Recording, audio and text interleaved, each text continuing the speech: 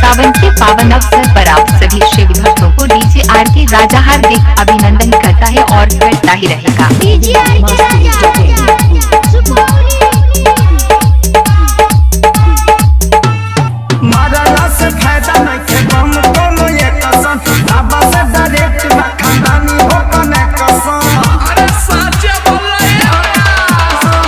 मारला से फायदा नहीं के बम कोनो ये कसम बाबा से डायरेक्ट खानदानी हो कनेक्शन। अरे हटा होने बंजू पे खानदान चलता नंदी लेखा देखो सीधा चलता खटोले लेके बंदा ही राम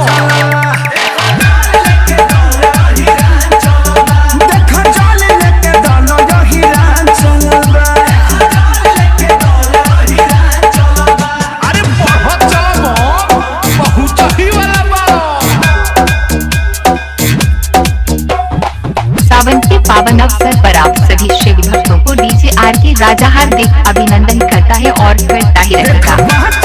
करके बजल भर लोटा ऊपर से 100% सच होए जानता ही बच्चा बच्चा सभे ब्रह्मांड के मिलल आशीष शिव से ज्योति है बरांड के बाबे खातिर बाबा से वरदान चलता मिली बाबा चलता धारे चोली लेके तंदुआ चलवा धारे चोली लेके तंदुआ हिरान चलवा डीजे आर के राजा बरही मामू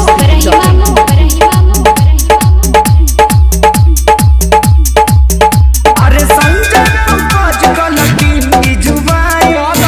इसके सारी दीपक लगी है ना लाई पैर भी बा अरे लागी जाई पार खाली धइले रह साथ के जेकरा तो हाथ बाटे सीधे भोलेनाथ के वेदिया पुराण के पारमान चलवा अभय आनंद सतवा चलवा धारी चोली के दोनों ही राम चलवा